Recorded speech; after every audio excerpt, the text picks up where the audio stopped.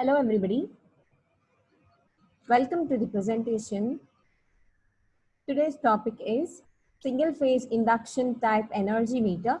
We are going to see the construction and working of single phase induction type energy meter in detail.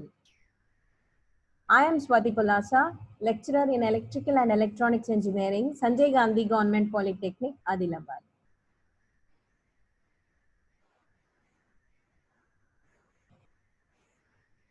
So let us try to enlighten ourselves from known.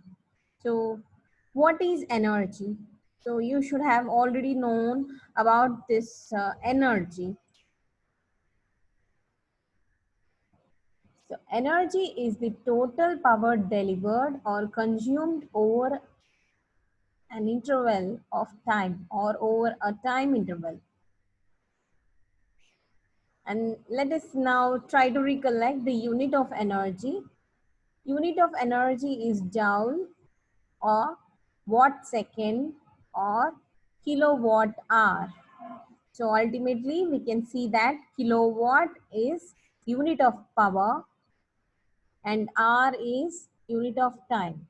So how many kilowatts are consumed in how much time? So the total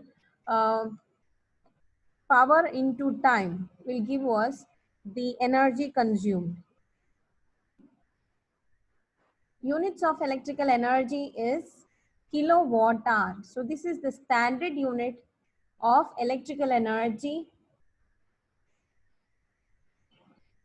Now, what is an energy meter?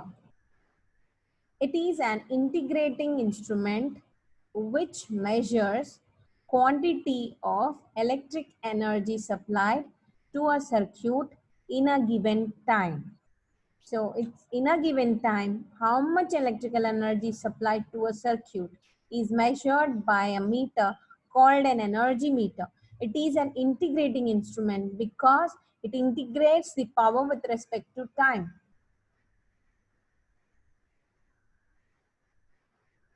Now, let us try to understand the principle of operation of a single phase induction type energy meter. In induction instrument, deflection torque is produced due to reaction between flux of an AC magnet and eddy currents induced in a metal disc.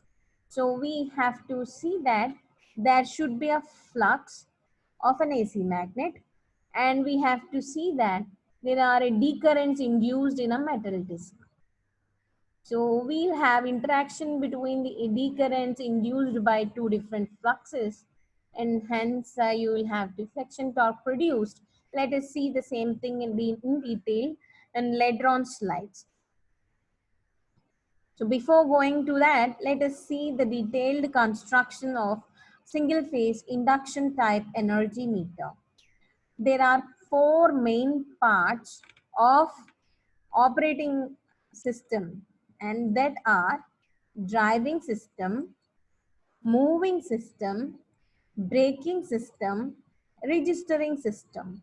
As the names clearly suggest that driving system is the system which tries to produce the torque, and moving system is the system which tends to move when torque is produced, and braking system is the system which tries to oppose the moving system.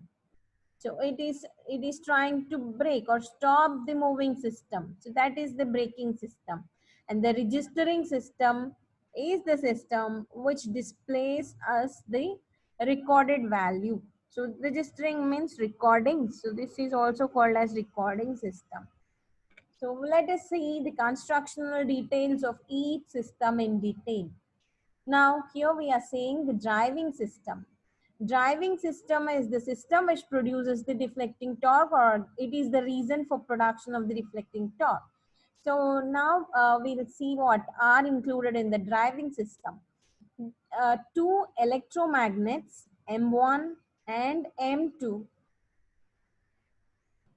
So we have a current coil and we have a pressure coil, and we have copper shading bands.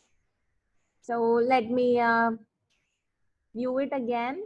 The driving system comprises of two electromagnets, M1 and M2. So these two are electromagnets. Once there is a coil excited, then you will have an electromagnet. So they are M1 and M2, and the coils that are required for these two are current coil and pressure coil. And we have another one which is copper shading bands. Why? What is the use of each? Let us see them in working of the single phase induction type energy meter later on. Now, the electromagnets, the core of two electromagnets are made up of silicon steel laminations. So we use silicon steel laminations. Silicon steel would reduce the hysteresis loss, and laminations would reduce the eddy current losses in the core of the electromagnet. So the electromagnet core are made up of silicon steel laminations.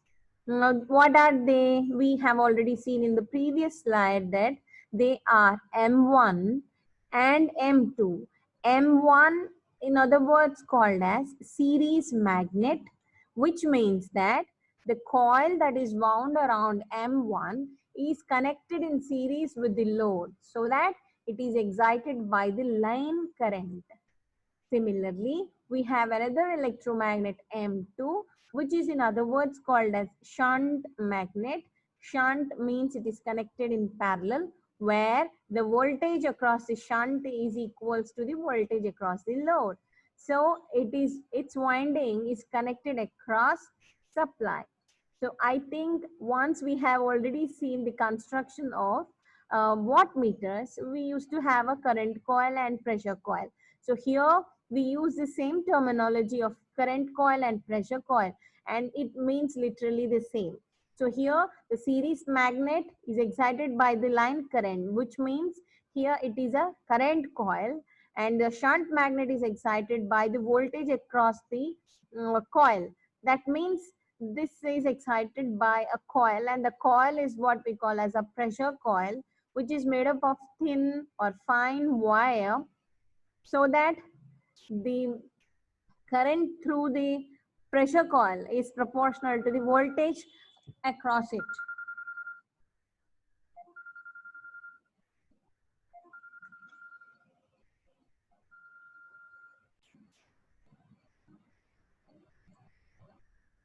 So now we can see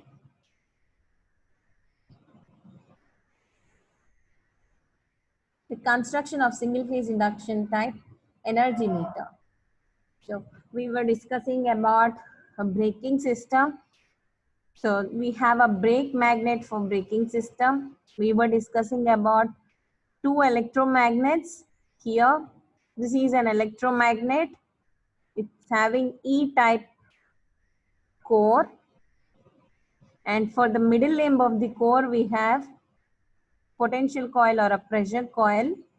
And this is what we call as a shunt magnet.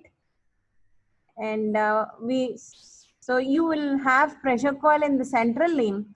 So the electromagnetic field would be something as I am showing. So it will be this way.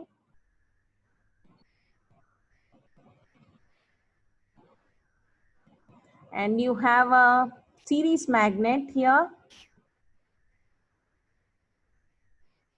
Series magnet is excited by series current. So you can see that this is power supply phase. To phase we have current coil connected, and current coil is connected to the load, and load is returned back to the neutral. So that means the current coil is connected in series with the load. Now in between the phase and neutral, we should be having shunt magnetic coil connected. So you can see that here we have phase, and we go here to pressure coil, and then it is returned back to the neutral. You can see here. This is the neutral. Okay, so which means the voltage across the pressure coil is same as the voltage across the load, and current through current coil is same as the current through the load. So we have seen two electromagnets. We have seen a brake magnet for braking system, and this is the copper shading bands. This is the shading band which is attached to a center limb of the shunt magnet, and we have a spindle here. This is the spindle. You can see it is at the back. It is not connected to the shunt magnet in any manner. There will be a gap between a shunt magnet and the spindle here. Okay, spindle carries the disc here. This is a disc, circular disc. So spindle carries the disc, and we have a C-shaped electromagnet, and the spindle is also connected to a gear system which is used for recording. So now I hope you have seen every system here.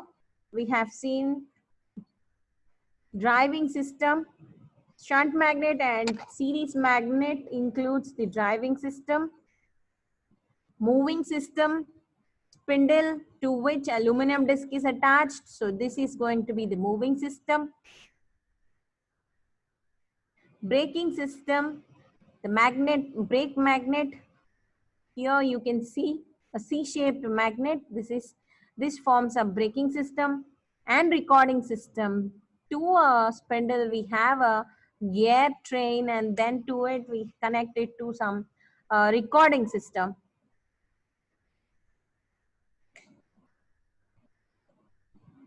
So this will form a recording system. Hope you are clear with this figure. A very good isometric view of the energy meter, which is open here. You can see this is our shunt magnet, and to a shunt magnet we have E-shaped laminations, and to the central limb we have connected voltage coil or potential coil or pressure coil, and at the bottom we have another electromagnet which is U-shaped core. For electromagnet M2 we have U-shaped core. M1 we have U-shaped core. M2 is this one.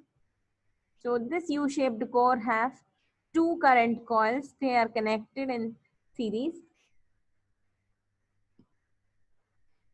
As I said, the spindle is nowhere attached to the core of the electromagnets.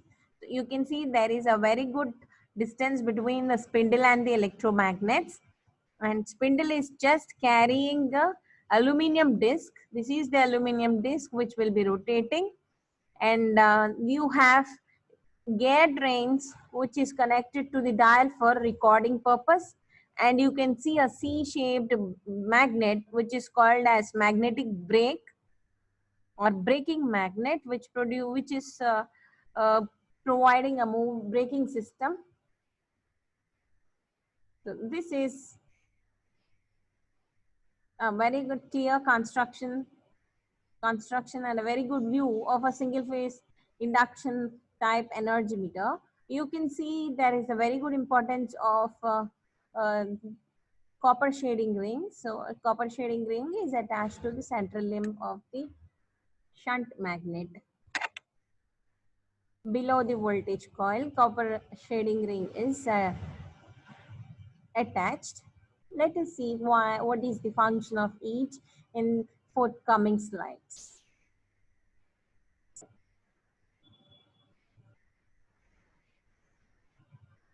Single phase induction type energy meter. So we have seen that current coil, it is wound on series magnet M1.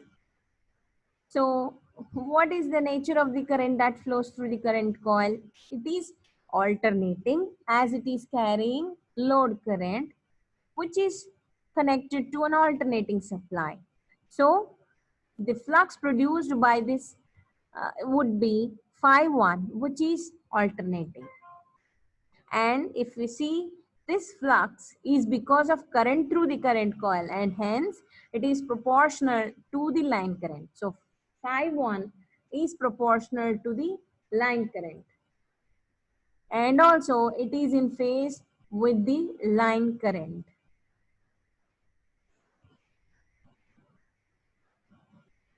So let me draw simple wave so that you understand it better.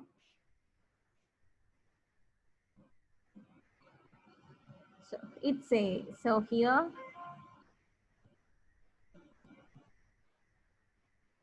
suppose say this is our load current.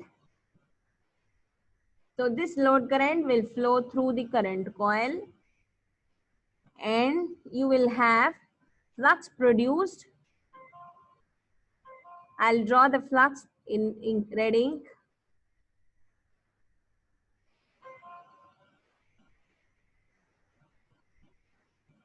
So this is flux. So here, if more is the load current, more will be the flux produced. Less is the load current, less will be the flux produced. And you can see both are in phase. So this is the nature of the flux produced by electromagnet M1, series magnet M1. Now we'll go for electromagnet M2, which is a shunt magnet. So a pressure coil is wound on a shunt magnet M2. Obviously, the current through the pressure coil is proportional to the voltage that we have seen already. So the flux phi2 produced by it is proportional to supply voltage.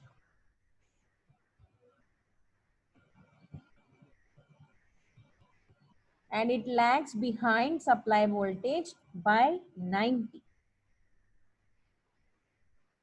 So let me draw the phase of it.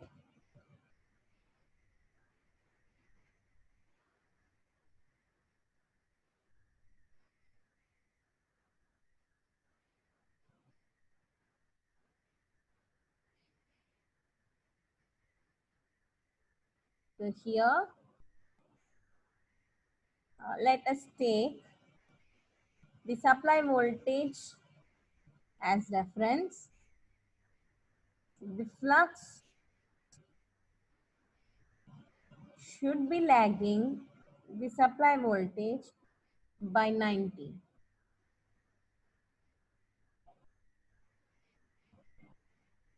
So here I am drawing phasor diagram. So this is for current coil and this is for pressure coil.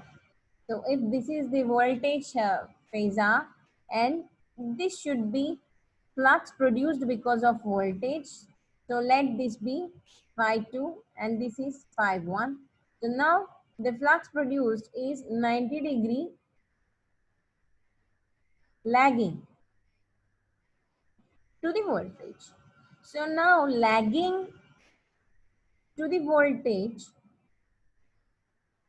it happens only when resistance is 0. So you can see if we try to get the impedance of the pressure coil, say it is ZPC, it should be RPC, resistance of pressure coil, plus j omega LPC, which is inductance of the pressure coil. Now, lagging flux, lagging voltage by exactly 90 happens only when current through pressure coil lags the voltage by exactly 90°. And current through pressure coil lagging voltage by exactly 90° happens only when RPC is equals to 0. But RPC cannot be equals to 0, because if we see the construction of the pressure coil, it is made up of many number of turns, but also with fine conductor. So fine conductor automatically increases the resistance to the current, and also we have lot many number of turns, so the resistance of pressure coil cannot be ignored. Hence, RPC is not equals to 0, which clearly says that the current through the pressure coil is not exactly lagging the voltage across the pressure coil by 90 degree. Now we have to adjust it to 90 degree, and so that the flux, we have to see that the overall flux produced should be lagging it by 90. So for that, we have adjustments of the resultant flux with the help of copper shading bands. Now, I cannot speak about I2 because it is not going to lag a voltage by 90 degree. So what can I do is, I will try to adjust the overall flux produced by pressure coil to lag the 90 degrees, lag behind the supply voltage by 90 degree, and that adjustment is made with the help of copper shading bands, which is attached to the central limb below the pressure coil. I think now you have understood why we are using the copper shading bands. By using the copper shading bands, we are making sure that the flux produced by shunt magnet, it lags the supply voltage exactly by 90 degree. So this is the purpose of copper shading bands. Now, the copper shading bands, in other words called as power factor compensator, they are provided on central limb. Position is adjustable. We have seen, let us try to go to the slide of the figure here. You can see this is the copper shading band. It can be adjusted. It can be a bit higher or lower in the central limb. You can see that there is a V shape in the central limb, of course. So let us see the next one here. Here you can see the clear and exact construction. This copper shading band can be moved upside or it can be brought downside. So just to make sure that we have the flux exactly making 90 degree with the voltage.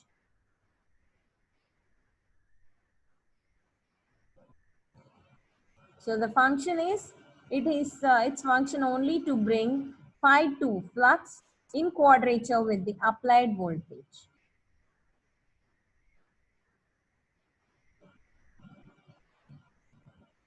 Now the moving system. Moving system consists of aluminum disc. Disc is mounted on light alloy shaft, which we have been calling it as spindle all the times. Now placed in the air gap between series and shunt magnet. So we have seen that the series magnet and shunt magnet both are aligned just one above other. So below magnet is a series magnet and the above magnet is a shunt magnet. And another one is, we'll have a gap between a series magnet and the shunt magnet. In that gap, we are going to have the aluminum disc, and that is what we have seen in this slide. So this is the spindle. It's a metal alloy which is lightweight, and to it we have a rotating aluminum disc attached, and this aluminum disc is in between air gap in between the shunt magnet and the series magnet. So we have a very good gap between these two, and in that gap we have aluminum disc placed. Hope you are clear with this moving system. So it rotates on a steel pivot. The pivot is screwed to the foot of the shaft, and we know we can have a dual bearing pivot system. So a pinion engages shaft with the counting or registering mechanism. So at the top of this shaft, we have a pinion, and it engages shaft with counting or registering mechanism.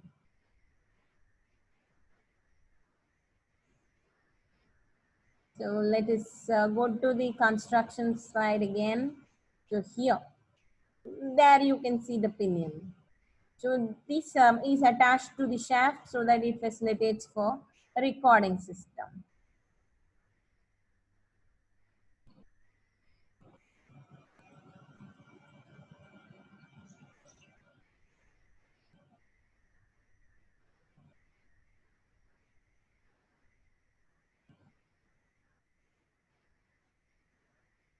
So let us go for braking system. It consists of two permanent magnets called braking magnets. They are placed diametrically at the edges of aluminum disc. So you will have two magnets which are placed diametrically at the edges of aluminum disc. Most of the cases use only one. In some cases they use two. So the aluminum disc moves in the field of the magnet. So if we, what happens? Aluminum disc provides the braking torque. The position of permanent magnets is also adjustable, hence braking torque is adjustable. So let us go to the construction side here. You can see that this is the braking magnet. We can have another braking magnet diametrically arranged. So here this braking magnet is adjustable. That means it can move further inside like this, or it can be taken away from the disc like that. That means the braking torque is also adjustable. When you get inside the braking magnet, I mean closer to the aluminum disc, the braking torque will be more. If it is pulled outside, the braking torque will be less. So your aluminum disc is placed in magnetic field of braking magnet, magnetic field of produced by voltage coil, magnetic field produced by current coil. So this disc is handling around three different magnetic fields. Of course, when I say shunt magnet, it includes voltage coil as well as the shaded copper rings.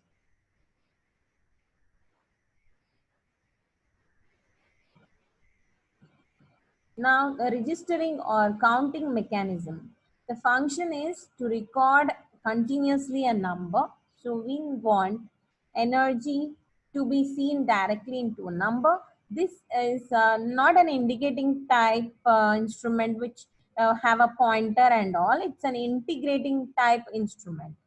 Single phase induction type energy meter is an integrating type instrument. It do not have a pointer pointing to the answer, direct reading. But here we can have different types of recording mechanisms. One type is the number is proportional to the revolutions made by the moving system. So recording mechanisms can be what? Worm or worm wheel. You can have a worm and worm wheel. We can see that worm wheel in coming slides. The rotation of the spindle is recorded on cyclometer. So cyclometer will be you can have it continuously rotating from 0, 1 to 9, again continuously rotating. So that is what we call as a cyclometer. The ratio of the wheels are designed to give energy for a set of revolutions of the aluminum disc. So we are going to have different wheels, and to each wheel we connected to each worm wheel there. So different cyclometers. So the ratio of the wheels are designed such that the overall reading should give us the energy for the set revolutions of the aluminum disc. It is something like this, you can see. So we have different meters here. We have different indications here. If you see, this is 1 by 100, this is 1 by 10th, this is units division, this is 10th one, this is 100th one, this is 1000th one. All are in kilowatt hours only. So this pointer will be showing from 1, 2, 3, 4 again to 0. 1, 2, 3, 4 again to 0. 1, 2, 3, 4 again to 0.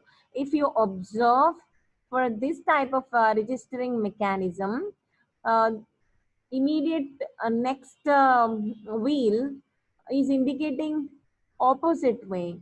If you see, this is, if you go anti-clockwise, we have 1, 2, 3, 4 in increasing order. But for this 100th scale, you are having clockwise increasing order. Again, 10th scale, it is anti-clockwise. Unit scale, it is uh, anti-clockwise. Here we have clockwise and anti-clockwise. So it is in quite opposite directions. So a train of reduction gears drive a pinion. The pinion is on rotor shaft. So we have seen the pinion which is on the rotor shaft. A series of 5 to 6 pointers rotate on dials. We have different dials. We have seen around 5 dials so far. 6 dials and 6 pointers attached to those dials. The dials are marked with 10 equal divisions. We have seen that. Each pointer advances by 1/10 of revolution for a complete revolution of the adjacent pointer, which means that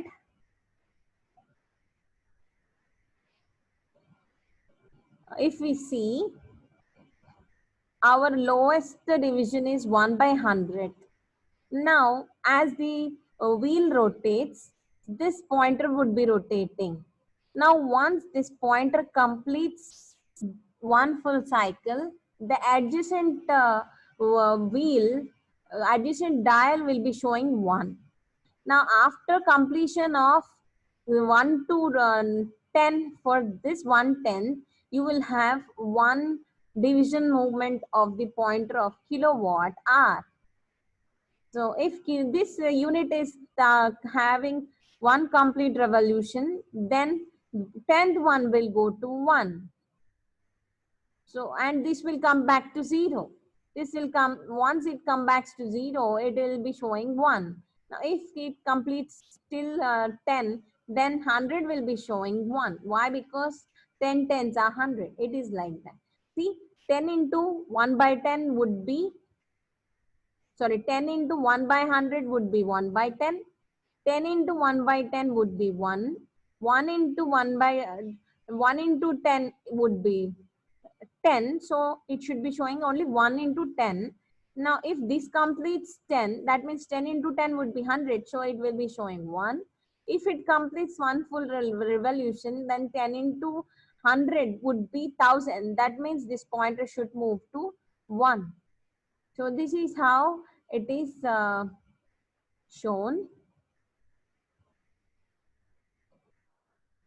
The dials may be of cyclometer type and odometer-like display that is easy to read, where for each dial, a single digit is shown through a window in the face of the meter. So far we have seen there is a pointer and we have a dial. But we can also have a different view of a dial where you will have a window. Through that window, you will see a digit. So those digits will be having revolutions. So that was used a lot in around 1900, 1990s or 19th century to 20th century. We have used such type of energy meters. Now in 21st century, we use digital energy meters a lot.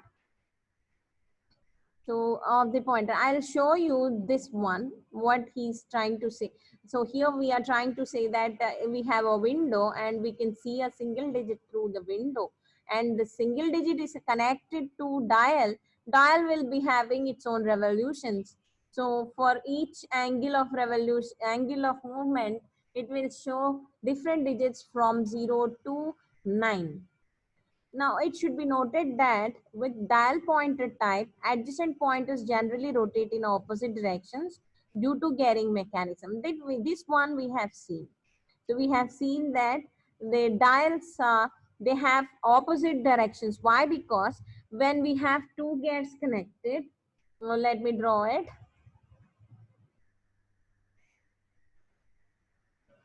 When we have two gears connected like this,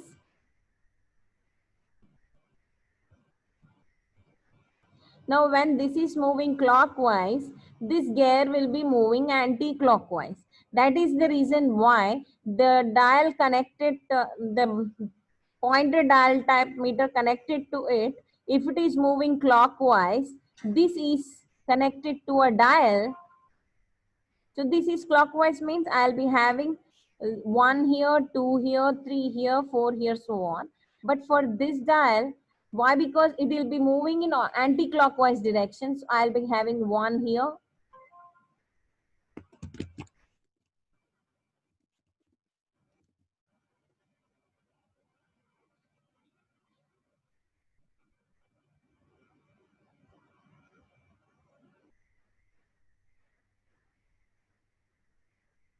because it will be moving in anti-clockwise direction. I'll be having 1 here, 2 here, 3 here, 4 here.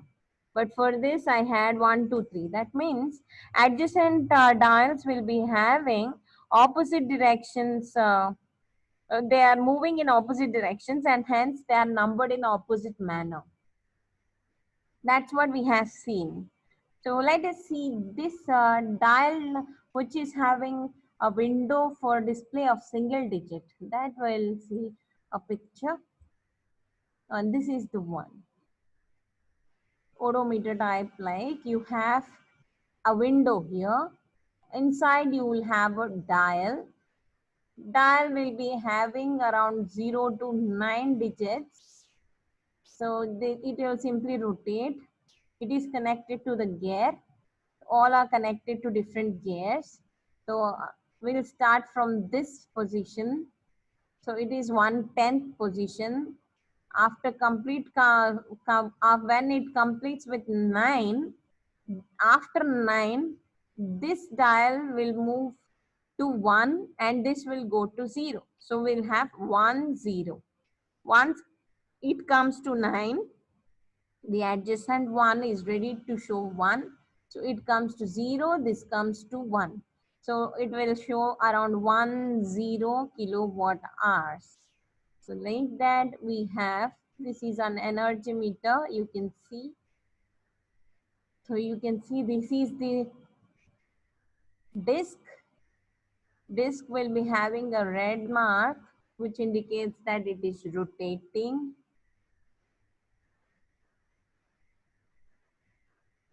Hope it is clear. So after seeing the complete constructional details of single phase induction type energy meter, let us see what does it possess, advantages, what are its advantages. So its plus points are friction is very less, because the moving system do not have much stress, because the driving system is not completely attached to the moving system, so its friction is very less.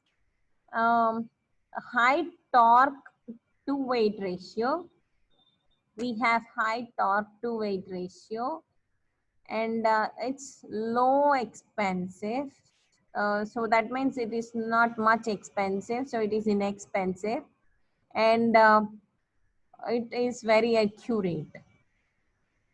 So these are different advantages of single phase induction type energy meter, and it retains the accuracy over a wide range of loads and temperature conditions. So it almost behaves like independent of temperature conditions for wide range of loads. So it is very good accurate energy meter, and hence it is used in almost all houses. We'll have for domestic purpose, for industrial purpose. So far we are just using induction type energy meters. We have used in around 19th century and to some extent of 20th century. Now we'll go for the working of a single phase induction type energy meter. For that, we'll try to know once again, what is a deflecting torque. Deflecting torque is the torque which causes moving system to move from its initial position. Then we try to recollect what we have studied so far. Driving system, it has two electromagnets, M1, M2. We also have a shading band. And moving system, we have aluminum disc mounted on a lightweight alloy shaft, And we have braking system. It comprises of two permanent magnets which are arranged diametrically, and their position is also adjustable. And we have seen a recording system. It's worm and worm wheel arrangement. We can also have it as odometer arrangement. So this is worm and worm wheel arrangement. You can see this is the disc. Okay, we have a disc here. To other side, this side, we have current coil. This is this wheel. At the bottom, we'll have U-shaped magnet where we'll have current coil. These are the terminals of the current coil.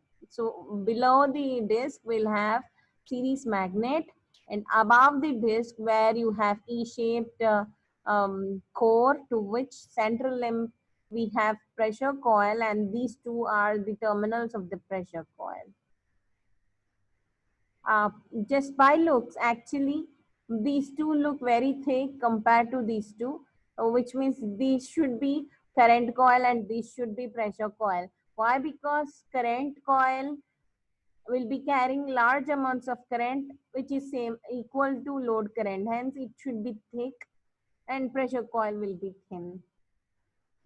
So you have, you can see the same. We can adjust the position of the shading bands with the help of this wheel. And we can also adjust the position of the braking magnets with the help of this wheel. And this is the shaft. Okay. You can see 1, 2 here. 1 means at the top we have, that is not very clearly visible. So it has number of fine wires encased in plastic connected in parallel with the load. And the second one is below 1, which is current coil. Thick number of turns, only 3 turns. You see, very less number of turns connected in series with the load. It will be very thick. So this is the current coil terminal. And we have a stator, concentrates and confines the magnetic field. This is the stator. And aluminum disc, this is the rotor, it's 4-1. You can see the red mark here. This is actually visible outside the meter. So you can see this red mark coming and going, which indicates that the disc is rotating. Now rotor brake magnets, 5. This is the rotor brake magnets. You can see one at the top and another one at the bottom. So here you'll have north and south pole. Here you'll have north and south pole. So there will be field from north to south here and from north to south here. You can see it is a C-shaped magnet actually, which can be kept inside or outside. So it can be adjustable.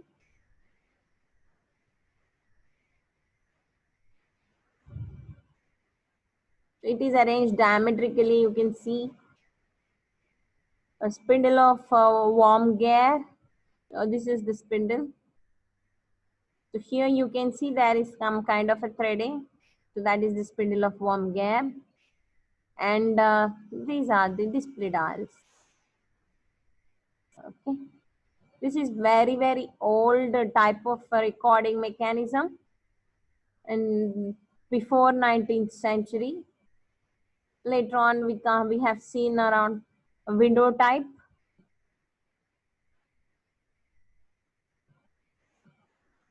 Now, principle is the induction instrument deflecting torque is produced due to reaction between flux of AC magnet and eddy currents induced in metal disc. EMF is induced in disc by induction. Hence, these instruments are used only on AC supply. So it is due to reaction between flux on AC magnet and eddy currents induced in a metal disc. EMF is induced in disc by induction. Hence, these instruments are used only on AC supply. Obviously, these instruments will be used only on AC supply. We'll see here the working. Let us start with the pressure coil. So the current through the pressure coil is proportional to the supply voltage. Hence, you will be having magnetic flux phi 2, which is proportional to the voltage. And what is the nature of this flux? The nature of the flux is alternating because the supply connector is alternating. Now let us go for the current coil. Current coil carries the load current. Nature of the load current is alternating again. Hence we'll have magnetic flux this manner, which is in alternating fashion. Now, because of series magnet flux, the aluminum disc is a conductor. So say we have phi 1 flux produced because of series flux and phi 2 flux produced because of shunt flux. Let me show you clearly. I'll try to draw the series flux and shunt flux in different colors. The series flux in red. So this is our series flux. Let us have it in one direction. I'll show it in one direction.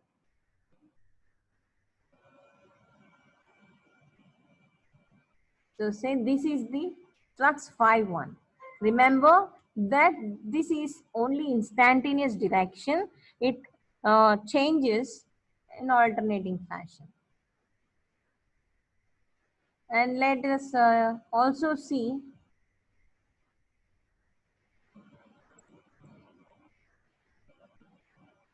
flux because of pressure coil.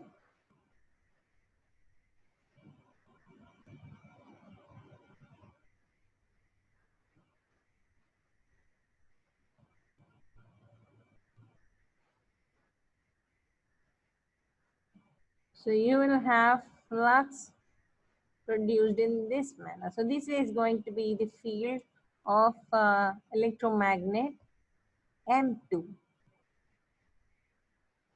Now we have seen that uh, phi 2 flux lags the voltage by 90. Phi 1 flux is in phase with the current. So these are different fluxes produced.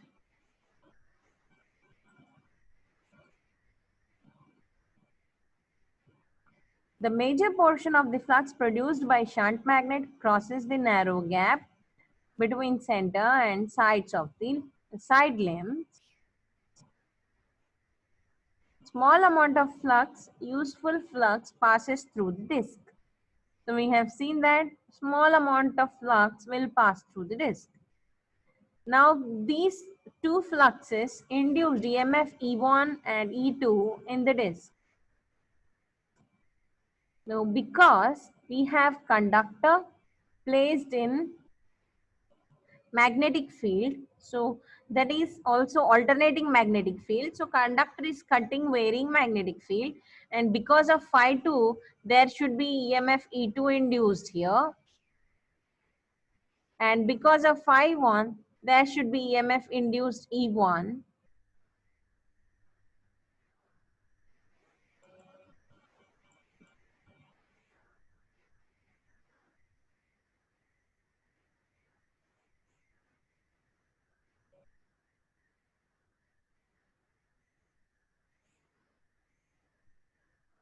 Now what happens? Because E1 and E2 are induced in an aluminum disc which has closed path for currents to flow. So what happens is we'll have eddy currents I1 and I2 flowing in the disc.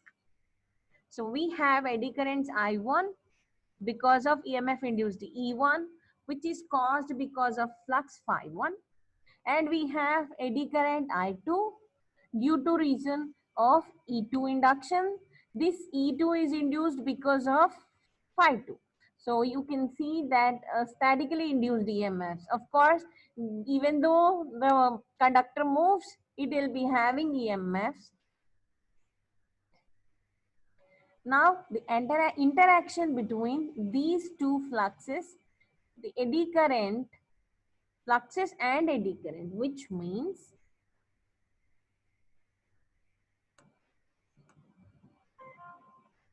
we have I1 eddy current interacting with flux phi 2, and we have I2 eddy current interacting with flux phi 1.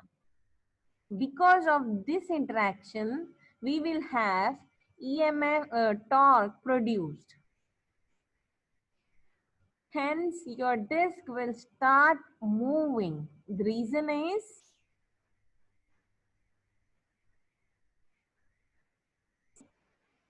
interaction between the fluxes and eddy currents. Now we'll discuss about the braking torque. The braking torque is produced by braking magnets. We have a top magnet and a bottom magnet. Now by adjusting the position of these magnets, desired speed per unit can be obtained. How the magnet is going to brake the movement of the aluminum disc? Let us discuss this.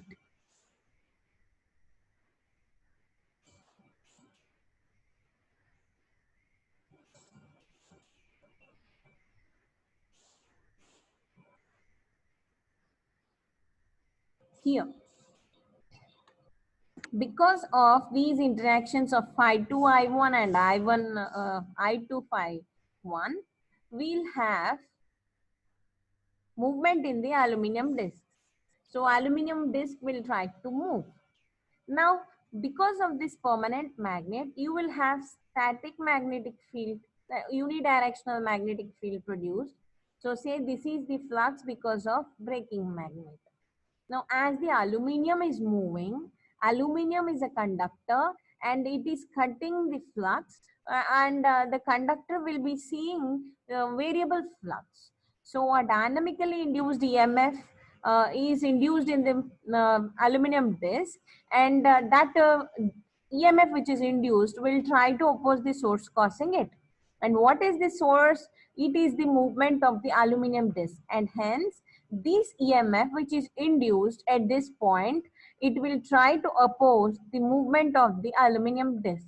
That means it will try to oppose the deflecting torque, and hence it is called as braking torque. Hope you are clear with it.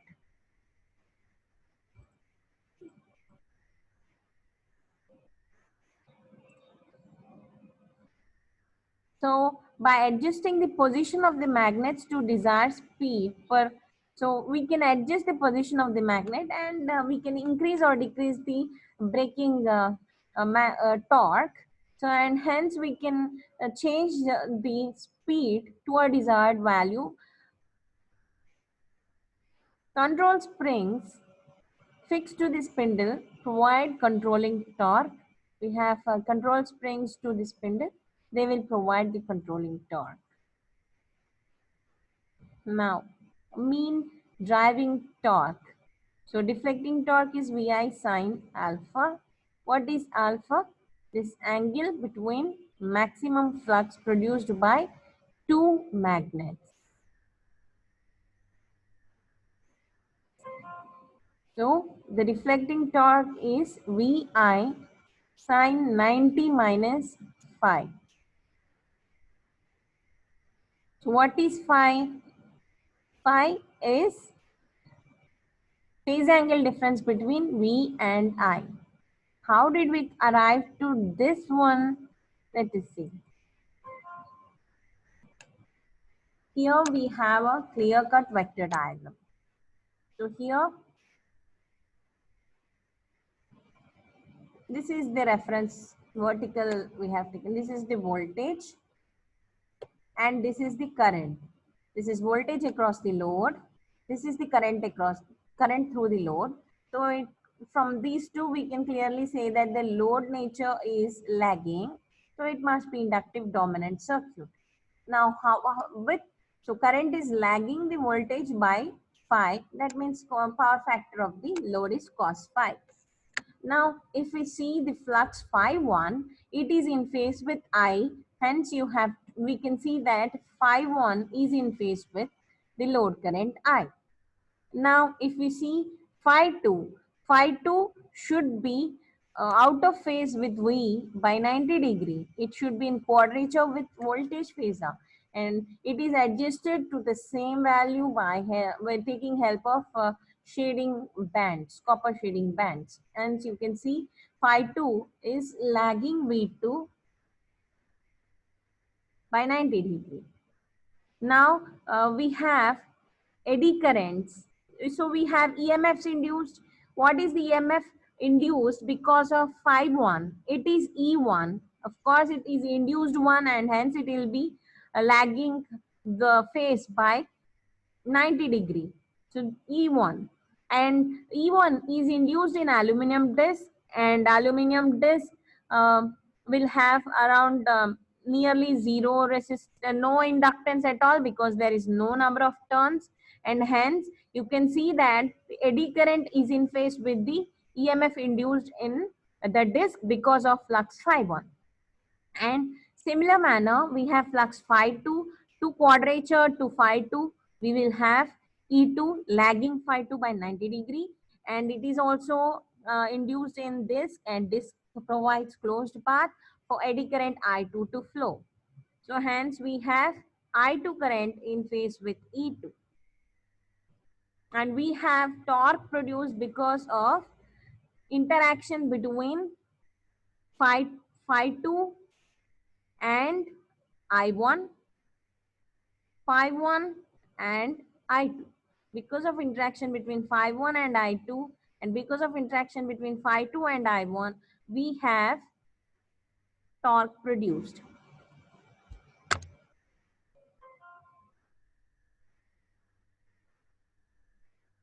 Now, if we take in any case, phi 2 is flux produced because of voltage vector, and hence it is proportional to V. And I1 is because of flux produced by current coil, hence it is proportional to phi 1. So I1 is proportional to I, and phi 2 is proportional to V, and hence, and then let us see the angle between these two, phi 1 and phi 2. It is alpha. Hence, we have torque equation as it is proportional to V I sine alpha. Now sine alpha is sine 90 minus phi, which is cos phi. So torque, deflecting torque is Vi cos phi, which is power. Coming to the braking torque, the braking torque is proportional to speed. More is the speed, more will be the EMF induced because of braking magnet, and hence you will have more braking torque produced. Hence, the braking torque is proportional to the speed of the aluminum disc. Now, this comes to state of rest when the braking torque is equals to deflecting torque.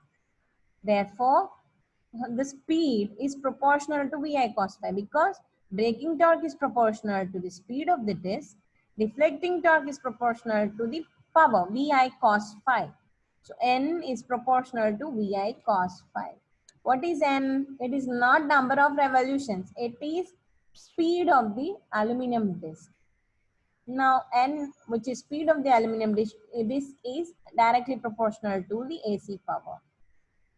Now, if you integrate both the side with respect to time, I'll be having dN by dt is proportional to dP by dt. Now, integrating n within the limits of time gives total number of revolutions made by this. This gives total electrical energy consumed.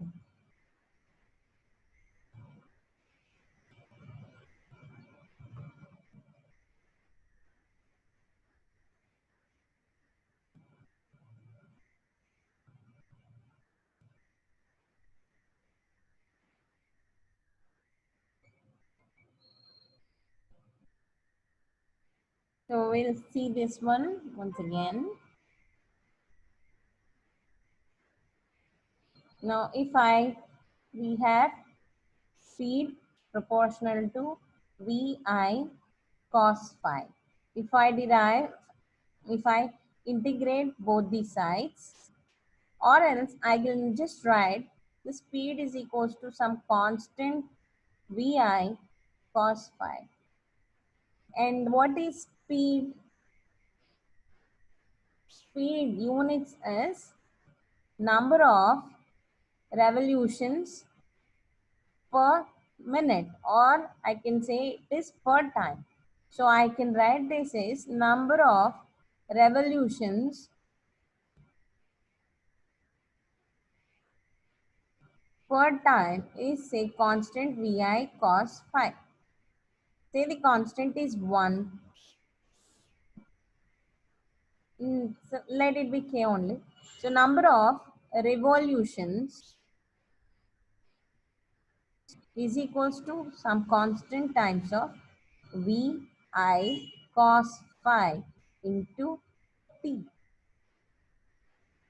Okay, so that means we get number of revolutions proportional to Vi cos phi into T, which is energy. We can write the same thing in this manner also. The speed is,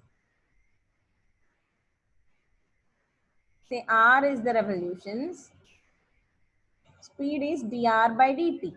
So I can write dr by dt is equals to, or we'll keep it proportionality, Vi cos phi. So what is Vi cos phi? Vi cos phi is nothing but power consumed. So if I can write this like P dt. Now integrate both these sides. Dr is equals to integral P dt. So I'll get revolutions, number of revolutions is proportional to, is proportional to integral P dt. It is nothing but energy consumed or energy utilized. So you can understand in either of these ways. So this is very accurate. Hope you are clear with this.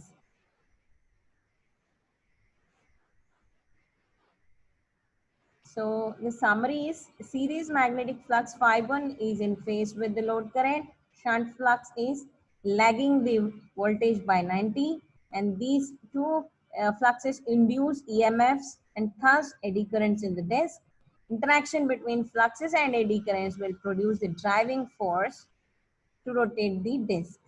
Braking torque is provided by braking magnets, and speed of rotation of disk depends on load current when voltage is constant, because because we are always provided with electricity with constant voltage and frequency, and hence depending on the load current only will vary. So speed of rotation of the disk only depends on load current because we are provided with constant voltage. Now the rotation of the spindle is proportional to the power of the load. Energy is product of power and time. So a cyclometer or registering mechanisms are included. We have seen them. The deflecting torque is proportional to the power.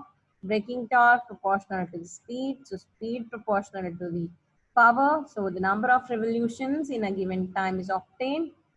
So by integrating speed with the limits of time, hence, we have the single phase induction meter working and giving us a reading of energy. Its reading is proportional to the energy consumed.